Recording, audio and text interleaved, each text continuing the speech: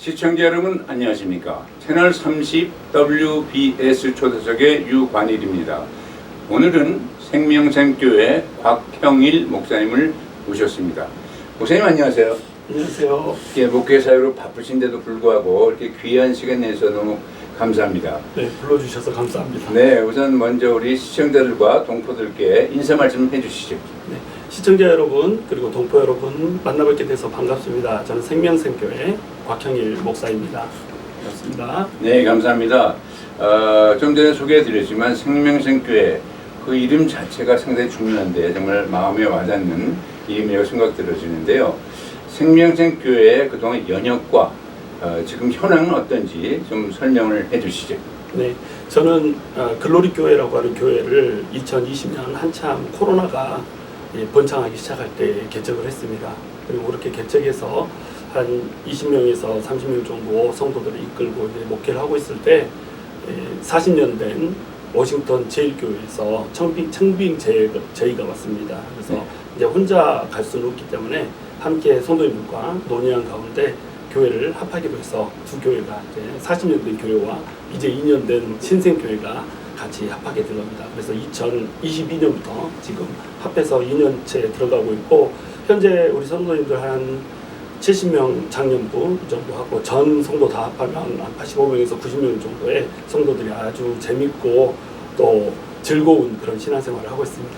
네, 그 교회가 멀지하고 합해진다는 게 말이 쉽지 그게 쭉 지내다 보면 어려운 적이 많지 않습니까? 근데 벌써 여기서 92명 된다는 그 숫자 자체가 중요한 건 아니지만은 이 이민교회에서는 그 정도면 벌써 중형교회를 들어가지 않겠습니까? 네. 물론 이제 의견마다 좀 다를 수가 있겠지만 생명샘교회가 이렇게 멀지 않은 가운데 정말 기쁘고 하나님께 합당한 생활을 하는 그 성도들이 모인 정말 하나님께 영광 드리는 귀한 교회라고 생각이 들어집니다. 목사님께서 정말 여러 가지 목회 비전이라든지 철학이 다 다른데 우리 곽형일 목사님께서는 어떤 목회 철학을 가지고 이 교회를 이끌어 가시는지, 그리고 한 가지 더 첨언한다면은 정말 목회하시다 보면은 말씀, 찬양, 기도 여러 가지 중요한 게 많이 있는데 목사님께서 특별히 치중하시는 사역이 있다면 어느 것이 되는지 아울러서 같이 말씀 좀 해주시죠. 네, 제 목회 비전은 에스겔서 47장입니다. 성전 안에서 물이 흘러나가서 그 물이 흐를 때 강을 이루고 그 강에 모든 물고기들이 살아나고 또 그 옆에 나무들이 살아나고 또 나무들에게 열매가 맺히고 열매뿐만 아니라 잎사귀가 열려서 그 잎사귀가 또 치료를 하는 데 사용되고, 이것이 제 목회 철학입니다. 그래서 우리 교회 이름도 이제 생명샘 교회이고요. 생명샘 교회인 것처럼 우리 성도들이 먼저 살아나야 되겠다. 그래서 제일 중요하게 생각하는 게 하나님의 임재가 있는 예배, 그리고 하나님을 인격적으로 체험하여서 진짜로 하나님의 생명력이 내 안에서 나타나는 그런 일들을 경험하게 되는 교회, 그런 교회가 첫 번째 이제 목표이고, 그 다음에 우리끼리 살아나서 우리끼리 잘 되고 우리끼리 즐거운 그런 교회가 아니라 우리가 밖으로 나가면, 그리고 우리 안으로 들어오면 성도들이 또는 세상에 믿지 않는 사람들이 살아나는 그런 은혜가 있는 그런 교회였으면 좋겠고, 또한 이제 열매가 맺혀서 그 열매를 주면은 사람들이 배불리 먹지 않습니까? 그래서 가난하고 또 소외된 사람들을 배불릴 수 있는 교회, 영적으로나 또 물질적으로 그렇게 배불릴 수 있는 교회, 또 상하고 다친 영혼들이 있다면 그 나무의 약재료가 고치듯이 치유하고 회복할 수 있는 교회, 그런 교회들을 이루는 것이 이제 목표입니다. 그러다 보니까 반드시 이제 세상 가운데서 아웃리치를 하는 거, 이것이 굉장히 중요한 거고, 그래서 저희가 이제 하고 있는 게 장애우 사역을 한달지, 그리고 이제 홈리스를 돕는달지, 또 결식아동들에게 또 구제 헌금을 한달지, 이런 식으로 돕고 있고, 또 이번에 이제 멕시코에 우리가 선교를 다녀왔는데 쓰레기 마을을 다녀왔어요. 너무너무 가난하고 또 이렇게 불쌍하게 사는 그런 영혼들입니다. 아무도 돌봐주지 않습니다. 현지 교회들도 돌보지 않고 정부도 돌보지 않고, 그곳에 이제 샤워 시설이 없어서 씻지도 못하고 그렇게 다니는데, 그곳에 샤워 시설을 동반한 교육관을 저희가 이제 지어주기로 한 거예요. 그래서 저희가 이제 교회 재정상 이제 아직 건물이 없기 때문에 건축을 하려고 돈을 지금 비축하고 있는데, 우리 건물을 작게 짓더라도 이들을 먼저 시급하게 돕자 이렇게 해서 이제 그 드라이브를 한 거예요. 펀드레이징을 한 겁니다. 그런데 2주 만에 우리 성도님들이 5만 불 가까운 재정을 벌써 헌금을 하셔가지고 그래요. 우리 성도님들 마음속에 우리 교회는 생명샘 교회다. 우리 교회는 또 밖으로 나가서 생명들을 살리는 교회다. 네. 이런 의지가 명확히 섰다라고 하는 제 생각이 들어서 너무 성도님들께 또 감사드리고 그런 목회가 이제 앞으로 우리가 재정이 늘어나고 또 이 맨파워가 생기고 이러면은 반드시 우리는 아웃리치에서 밖에서 사람들을 살리고 또 밖에서 사람들을 이렇게 세우는 이런 일을 해야겠다. 이게 이제 우리 교회 목회 철학이고 또 현황입니다. 네. 정말 그 이름 그대로 생명이 넘치는 생명샘이 흘러넘치는 그 교회가 아닌가 생각이 들어집니다.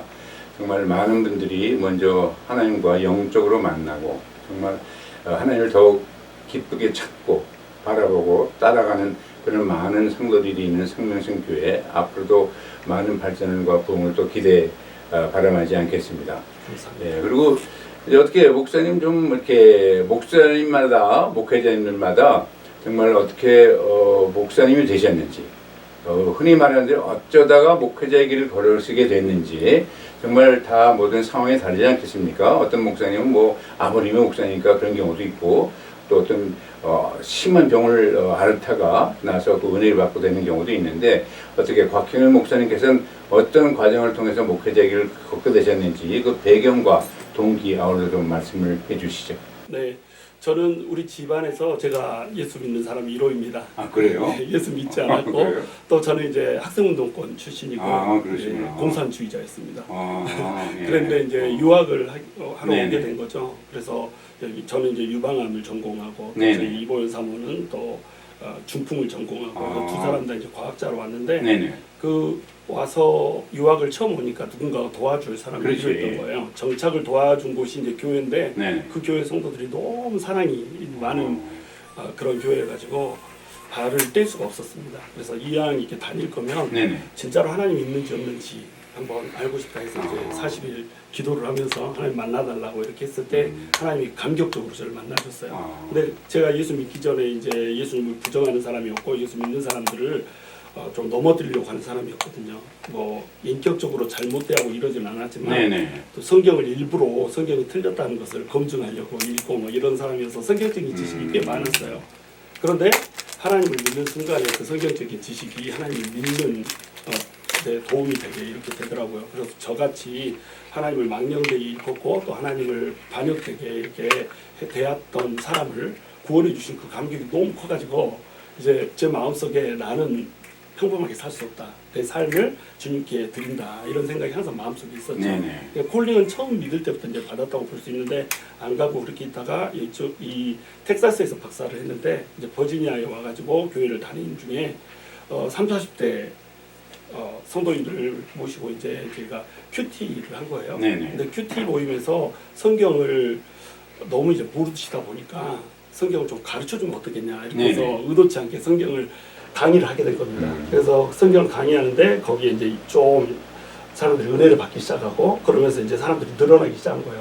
우리 교회 밖에 사람들도 들어오고 또 권사님들도 들어오고 또 안수 집사님들도 때로는 들어오거나 이러면서 교회에 네. 좀 문제가 된 겁니다. 네. 이 집사가 서리 집사가 네, 그렇죠. 안수 집사 권사를 어떻게 성경 공부를 시킬 수 있느냐 또는 신천지 아니냐 뭐 이런 네, 그럴 수 의심까지 있죠. 있고 그래서 이제 신학교를 가자 하고 신학을 시작하게 된 겁니다. 그런데 네. 이제 우리 그때 당시 담임 목사님께서 이제 저를 전도사로 이제 세워주시면서 정식으로 이제 사역을 시작하게 된 거죠. 네. 그렇게 해서 의도치 않게 목회자의 길을 걷게 된 겁니다.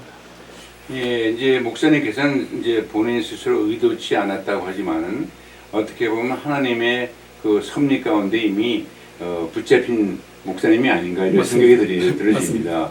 어떻게 보면 과학과 종교 좀 이유를 배반적인 것 같지만 사실은 인맥도 상통하는 면이 있지 않겠습니까? 네, 맞습니다. 예, 그런 가운데서 하나님께서 이미 택하셔서 어떻게 보면 뭐 먼저 된 자가 나중되고 나중되게 먼저 된다는 것처럼 뭐 서리 집사가 가리시 만나는 법도 없고 뭐 사도 바울도 맨 처음에 그렇게 많은 사람을 핍박하려고 했었고 좀 외람된 말씀이지만은 무관심한 게 문제지 이게 도대체 뭐가 잘못된지 내가 이걸 뒤집어 엎어야 되겠다 하는 사람들은 앞으로 그 가망성이 있다고 그러더라고요. 예, 그 방향만 바꾸면 되니까요. 맞습니다. 네, 목사님께서 그런 경우가 아닌가 해서 하나님께서 이미 만세 전에 택하신 목사님이 아닌가. 그러니까 이런 버지니아에 오시게 된 것도 그렇고 모든 그 과정과 배경이 하나님의 은혜 가운데 하나님의 섭리 가운데 이루어진 거라고 생각이 들어집니다. 예, 그리고 뭐 좀 이른감이 있지 모르겠지만은 목사님께서 이렇게 하시면서 경험상으로 앞으로 후학들을 위해서 그래도 목회자가 되려면은 최소한도 이런 덕목은 갖춰야 되지 않겠나. 왜냐면 가끔 가다가 아주 드물지만 목회자가 부정적인 모습을 보임으로 해서 오히려 예수님의 그걸 가리는 적이 있지 않겠습니까? 그래서 목사님께서 생각하시는 그래도 기본적인 덕목이 있다면 무엇이라고 생각하십니까? 네, 제가 생각하는 네. 기본적인 덕목은 이제 사성으로 제가 얘기를 하는데 네네. 첫째는 영성입니다. 영성이 좋다라고 하는 얘기는 나한테 아무 소망이 없다는 걸 인정하는 겁니다. 내가 죄인이기 때문에 네, 나에게 네. 아무 소망이 없고 그래서 하나님을 붙을 수밖에 없고 하나님을 철저히 신뢰하고 하나님을 철저히 의지하는 사람이 목회를 할 수 있다. 그렇죠. 그 다음에 영성이 있다고 하는 것은 내가 아무것도 아닌 사람이기 때문에 그 어떤 핍박이나 도전이 오거나 또 모멸이 와도 또 심지어는 목회자를 공격하는 이런 케이스가 있다고 할지라도 그것을 품을 수 있는 겁니다. 네. 왜냐하면 내가 아무것도 아닌 죄인이기 때문에 그렇죠. 내가 가장 죄인 중에 괴수이기 때문에 그 어떤 사람도 이제 품을 수가 있는 거죠. 그게 이제 영성이고 지성은 반드시 목회자는 저는 지성이 있어야 된다고 믿습니다.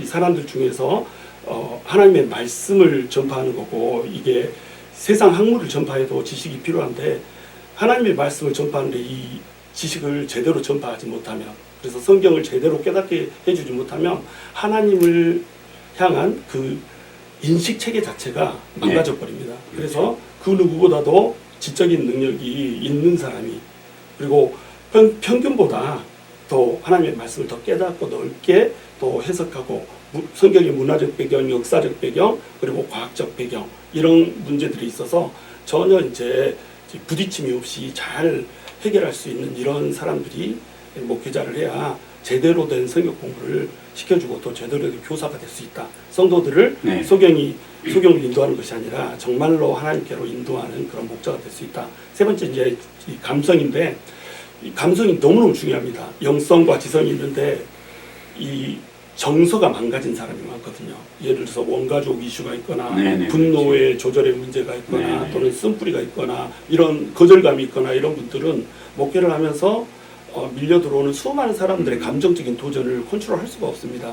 그래서 정서적으로 건강한 사람이 또 이전에 그 정서적으로 건강하지 못했다면 적어도 예수 그리스도 안에서 정서적으로 그 감정적인 문제를 해결한 사람이 돼야 된다. 그리고 두 번째 이제 정서적이어야 된다는 건 감성이 있어야 된다는 건 우는 자들과 같이 슬퍼할 수 있어야 됩니다.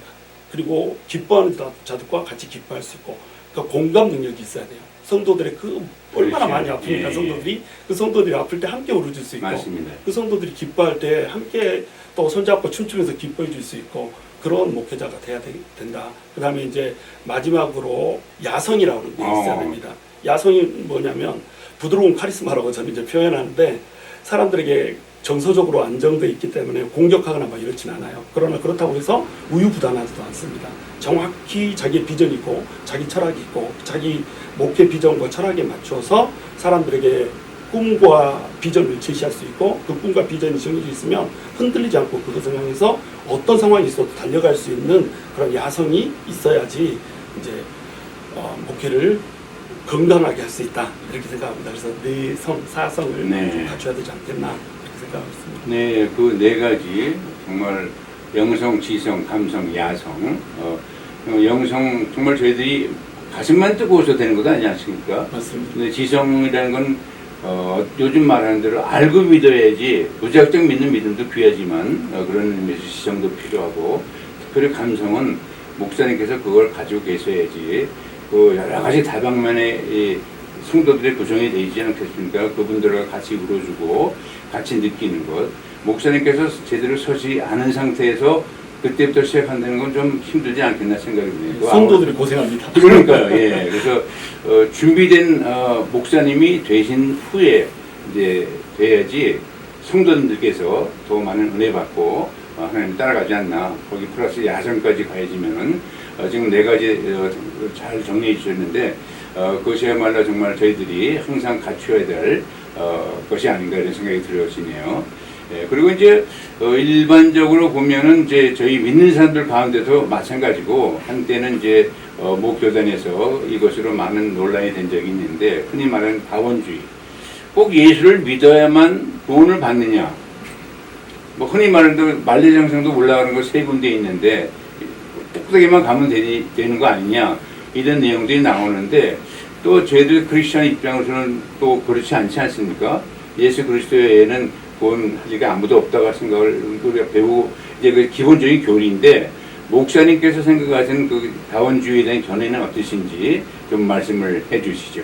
저는 이 다원주의가 무지의 소산이라고 생각합니다. 네. 다원주의가 생겨나게 된 네. 이유는 우리 인간에 대한 관점을 제대로 몰라요. 인간론이 잘못되어 있고 네네. 또 하나님이 어떤 분이신지도 모릅니다. 신론의 문제가 있고 네. 또 우리 그리스도가 왜 이 땅에 오셨는지 무엇을 하려고 오셨는지 그리스도론에 심각한 문제가 있고 또 우리 인간이 어떻게 해야지 구원에 이르게 되는지 네. 어떻게 해야지 하나님 나라에 갈 수 있는지 이것에 대한 구원론에 대한 무지. 네. 그래서 결국은 성경을 알지 못하고 성경에서 얘기하는 그 하나님과 인간 그리고 예수님이 누구인가 또 구원은 어떻게 받는가 이것에 예. 대한 무지 때문에 생겨났다. 예를 들어서 인간은 죄인이지 않습니까? 우리가 산 꼭대기에 있는 하나님께 가는 길이 이 한 길만 있겠느냐. 네네. 여러 길이 네. 있고 그 길을 따라서 올라가다 보면 어차피 하나님 만나지 않겠느냐 이렇게 네. 이제 얘기를 하는데 사실 그건 인간은 몰라서 그렇습니다. 네. 인간에게는 자기 스스로 하나님 계신 산 위로 올라갈 수 있는 능력이 없습니다. 그렇죠. 죄인이기 때문에 철저히 무능력합니다. 그래서 자기 능력으로 하나님의 계신 산에 오를 수 없다. 두 번째는 하나님은 인간이 닿을 수 있는 산에 계신 분이 아닙니다. 이게 신론이 몰라서 그런데 네. 우리 하나님은 거룩하신 분이거든요. 거룩하다라고 하는 것은 도덕적인 개념이 아니라 물리적인 개념이거든요. 물리적인 개념이라고 하는 것은 뭐냐면 하나님은 창조주시고 하나님은 전적으로 100% 선하신 분이시고 우리 인간은 피조물이고 또 이미 죄인이 되어버렸고 그렇기 때문에 죄인인 인간이 하나님한테 이룰 수가 없다는 겁니다. 네. 산에 계시는 것이 아니라 하늘에 계신다는 거죠. 그래서 땅에 있는 인간이 하늘까지 딛고 올라갈 수가 없습니다. 자기 공력으로 아무리 공력으로 네. 올라가도 그저 산일 뿐이죠. 이걸 이제 우리가 아래로부터 구원 이렇게 부르는데 네. 아래로부터 아무리 치솟아 올라가도 하늘에 계신 하나님께 도달할 수가 없는 겁니다. 그러면은 결국 이제 인간이 하나님을 만날 수 있는 방법은 하나님이 내려와 주시는 방법밖에 네. 없는 거예요. 그래서 하나님께서 이제 내려와 주시는데 그것을 위로부터 구원 이렇게 이제 부르는 거죠. 인간이 하나님께 도달할 수 없기 때문에 죄가 이 갭을 내서 그 간극을 내서 하나님한테 돌아가게 할 수 없게 그렇게 했기 때문에 그 죄의 간극을 메울 수 있도록 하나님이 직접 내려오셨다는 겁니다. 바로 그분이 예수 그리스도고 그분이 이제 내려오셔서 하나님께로 도달할 수 있게 사닥다리가 되어주는 거죠. 다리가 되어주는 것이고요. 그래서 십자가에 달리신 그 예수님, 부활하신 예수님이 우리의 사다리가 되어주시고 우리에게 다리가 되어주셔서 하나님과 우리 사이에 있는 죄로 인한 간극을 메워주셔야만 그것을 딛고 올라갈 수 있는 겁니다. 산에 계신 분이 아니라 하늘에 계신 분이기 때문에 그것이 기독론이에요. 그러니까 자기 스스로는 절대 구원받을 수 없습니다. 네. 예수 그리스도 그분의 이름을 통해서만 구원받을 수 있는 거예요. 그래서 예수님께서 내가 길이요 진리요 생명이다 할 때 이 길이라고 하는 것에 더가 붙어 있는 겁니다. 더 한 길뿐이에요. 그리고 천하 만민 중에 이 예수라고 하는 이름 외에 다른 이름을 주신 적이 없다고 얘기합니다. 그런 거 다원주의라고 하는 것은 결국 신론에 대해서, 인간론에 대해서, 기독론에 대해서, 그리고 구원론에 대해서 철저한 무지 때문에 발생하는 무지의 소산이다. 저는 이렇게 진단합니다. 네, 그 다원주의에 대한 정말 어떻게 보면 명쾌한 해석이라고 제가 생각이 들어집니다. 정말 외람된 얘기지만 어떻게 보면 무지의 소치라는 말이 정답이 아닌가 또 생각이 들어지네요. 그래서 정말 우리나라에도 굉장히 많은 공부를 했던 사람 중에서 지성에서 영성으로 라는 책을 쓰는 분도 있고 많은 분들이 있지만은 인간 스스로는 하나님께 도달할 수 있는 방법이 없고 우리가 할 수 있는 것은 모든 걸 내려놓고 하나님께 모든 걸 맡길 때 구원도 이루어지는데 말씀하신 그 성경 말씀 중에서 나는 길이요 진리요 생명이니 나로 말미암지 않고는 하나님께로 갈 자가 아무도 없다는 그 말 자체가 그게 정답이 아닌가 또 그렇게 생각이 들어집니다. 맞습니다. 예. 그리고 이제 너무 딱딱한 얘기만 했는데 어떻게 목사님 가족 관계도 좀 소개를 해주시죠. 어떻게 되시는지. 네, 저는 네. 이제 제 아내 이보연 사모하고 네. 단 둘이 이제 살고 있고요. 제 이스라엘 이제 자녀는 하나님께서 허락하지 않으셨습니다. 네네. 그래서 이제 하나님께서 우리 이제 그 성도들을 네네. 아들 딸로 삼고 이렇게 하라는 의미로 알고 열심히 사역하고 있고 네. 저는 이제 사실은 박사를 하러 네네. 왔거든요. 그래서 이제 유방암으로 박사를 했고 아까도 설명드렸듯이 이제 이보연 사모는 중풍으로 스트로크로 박사를 하고 이렇게 해서 이제 저는 NIH에서 일하고 있고 또 이보연 사모는 또 FDA에서 일하고 있고 네. 이렇게 일하고 있습니다. 저희는 이제 될 수 있으면 우리가 텐트 메이커가 돼야 된다 이렇게 생각을 하고 있습니다. 그래서 네. 예를 들어서 사도 바울이 텐트 메이킹을 하면서 교회에 이제 도움을 받지 않고 네네. 사역을 했던 것처럼 저희도 이제 할 수만 있으면 교회에서 사례를 받지 않고 경제적인 부담을 주지 않고 이제 사역을 하고 대신 아껴진 재정을 가지고 이웃들에게 나아가서 이웃들을 섬기는 그런 것으로 사용하는 것이 훨씬 바람직하지 않겠나 이런 생각을 하고 있는 거예요. 그래서 사도 바울이 가능했다면 또 저도 가능하고 그래서 두 사람 다 그렇게 과학자로 일하면서 열심히 또 사역도 하면서 그러면서 성도들을 신방하고 뭐 쉴 새 없이 돌아가긴 하지만 네네. 좀 힘들긴 하지만 또 감당 잘하고 있고 또 우리 성도님들도 그것을 인정해주고 또 좋아해주고 그렇게 해서 그렇게 돌아가고 있습니다. 네. 정말 하나님께서 특별히 또 이렇게 그 두 분의 과학자를 통해서 처음부터 뭐 목회를 지망했던 건 아니지 않겠습니까? 그리고 지금 뭐 스스로의 자녀가 없지만 모든 성도님들이 자녀인 것처럼 하나님께서 더욱더 목회 사역에 빛남을 주시라 믿어 의심치 않고요. 작금에 보면은 이제 이 이민교회는 이민의 역사하고 맞물려 가지 않겠습니까? 맞습니다. 예. 근데 이제 요즘 좀 지나간 일이지만은 교회가 세상을 걱정하는 게 아니라 세상이 교회를 걱정하는 시대가 적이 있었는데 이민 목회를 하시면서 과연 그렇다면 이 교회가 이 이민 사회를 좀 제대로 선도하고 있다고 생각하시는지 또 그렇지 않을 수도 있고 그럴 수도 있겠지만은 어떤 방향으로 교회가 선도해 나가야 될지 목사님께서 견해를 말씀 좀 해주시죠. 네, 저는 이민교회가 이민사회를 선도해 나가려고 한다면 네. 이 교회들이 먼저 선교적 교회가 돼야 된다는 네, 걸 네. 믿고 있습니다. 선교적 교회라고 하는 것은 네. 우리가 해외 선교를 나가서 선교하는 그것만이 선교가 아니고 네. 우리 교회에서 하는 모든 행동들 그리고 네. 성도들이 나가서 모든 하는 행동들이 전부 선교사의 삶이어야 된다는 거죠. 네. 예수 그리스도의 그 복음을 전하고 또 삶 속에서 예수 그리스도의 사랑을 드러내고 뭐 이런 일들을 해내야 되는데 저는 틀림없이 우리 성도님들이 네. 아무리 뭐 우리 교회 한국 교회가 망했다 번영주의 신학이다 네네. 이렇게 해도 저는 성도들만이 갖고 있는 파워가 있다고 믿어요. 지금까지 그래왔고 네네. 지금도 여전히 그러고 있고 다만 이제 그런 것들이 드러나지 않고 왜 교회가 이민사회를 선도를 하고 있는가 이런 질문 자체가 나오는 이유가 네. 그것이 획기적이지 않은 겁니다. 그렇죠. 틀림없이 선도하고 있고 뭐 여러분 보시면은 우리 그 홈리스 사역 같은 거 전부 이제 교회에서 하지 않습니까? 그렇죠. 그리고 구제 사역 얼마나 많은 교회들이 구제를 하고 또 선교지에 가면 가난한 그 버려진 사람들 소외된 사람들 얼마나 많은 성도들이 돕고 자기 재산을 들여서 우리 성도들 중에는 이번에 멕시코 네. 이제 한다 그러니까 자기 차 살려고 했던 돈을 포기하고 5천 불을 그래요? 헌금한 분도 있고 또 이 전체 그 금액 중에서 내가 10분의 1은 감당하겠다 뭐 이렇게 하는데 돈이 많지 않은 분이에요. 그런데 또 감당해서 내시고 자기가 할 수 있는 최선을 다해서 자기 물질을 내고 또 시간을 내고 이렇게 섬기더라는 겁니다. 네. 분명히 성도들은 살아있고 분명히 이 성도들은 이 사회 속에서 자기가 맡아야 될 부분들을 감당하고 있습니다. 그래서 이민사회에 틀림없이 선한 영향력을 각자의 자리에서 미치고 있는 거죠. 근데 이것이 눈에 띌 만큼 우리가 극단적이지 않다. 그렇죠. 그래서 우리가 이민사회에서 정말로 이런 질문의 여지 없이 의심의 여지 없이 이런 효과를 내려고 한다면 레디컬 크리스찬이 돼야 되겠다. 네네. 하나님으로부터 네. 은혜를 받고 그 은혜가 우리에게 두 가지를 줘야 되는 거예요. 하나는 이 사랑의 빚진 자라고 하는 마음. 그렇죠. 하나는 또 하나님의 복음이 능력이라고 하는 마음.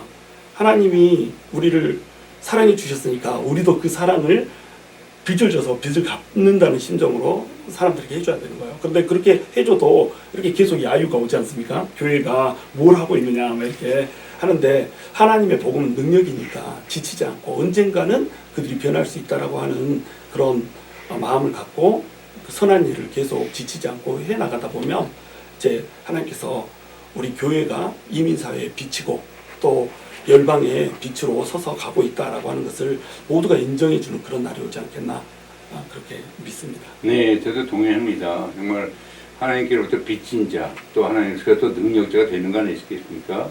하나님께로부터 받은 은혜를 정말 가지고만 있는 것이 아니라 정말 선교를 통해서 또 어떻게 보면은 정부가 해야 되고 커뮤니티가 해야 될 일을 또 사실 교회가 많이 하고 있는 것도 사실 아니겠습니까? 맞습니다. 옛날에도 쓰나미 같은 거 일어날 때도 그래도 결국은 교회가 주동이 돼서 액수도 그렇고 그럼요. 동참률도 그렇고 그래서 그런 것들을 많은 분들이 간과하고 조금 이제 부정적인 모습을 보일 때 그것이 더 크게 보이지 않겠습니까? 맞습니다. 근데 지금 말씀하신 대로 정말 자기가 받은 그 하나님으로부터 받은 은혜를 정말 더 세상적으로 빚을 받을 자에 정말 하나님의 그 놀라신 능력이 더 나날 뿐만 아니라 크리스찬으로서의 정말 흔히 말하는 대로 나는 그리스도는 좋은데 크리스찬은 별로다 하는 소리 안 듣게 그것이 이제 세상에서 머지않아 자랑하는 건 아니지만 그 자기의 본분을 지킬 적에 드러나지 않을까 이렇게 생각이 들어집니다. 그동안 정말 귀한 말씀 많이 주셨는데요. 목사님께서 어떻게 기도 제목일까 그다음에 향후 비전이시면 마지막으로 좀 정리를 해주시죠. 네, 저희 교회는 현재 이제 그 렌트를 해서 예배를 드리고 있기 때문에 우리가 예배드릴 수 있는 편하게 예배드릴 수 있는 그런 공간이 좀 있으면 하는 그런 기도 제목이 있습니다. 그리고 이제 더 바라기는 우리 교회가 건물을 지금 찾고 있지만 네네.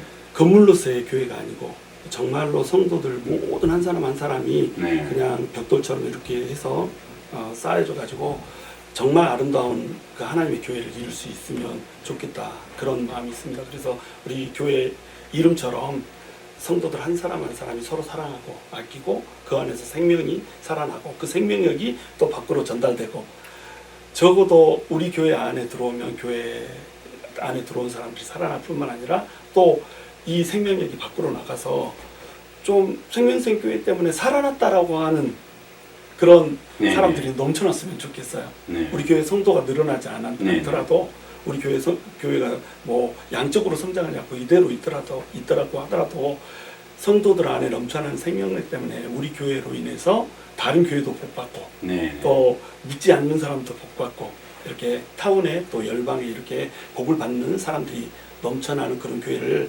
만들었으면 좋겠다. 이게 이제 제 기도 제목입니다. 네. 말씀하신 내용대로 영적인 것도 물론 중요하지만 기대하는 그 처소 자유롭게 모일 수 있는 그런 처소도 하나님께서 분명히 멀지 않은 장래에 마련해 주실 걸 믿어 의심치 않고요. 정말 그 교회 이름 그대로 생명샘이 흘러 넘치는 교회, 그래서 하나님으로부터 정말 칭찬받고 하나님의 영광을 드러내는 생명샘 교회가 되기를 바람하지 않겠습니다. 목사님 이렇게 바쁘신 목회 일정 가운데 또 귀한 시간 내주셔서 정말 귀한 말씀 주셔서 대단히 고맙습니다. 감사합니다. 네, 오늘은 생명샘교회 박형일 담임 목사님을 모시고 대담으로 진행했습니다. 여러분 감사합니다. 안녕히 계십시오.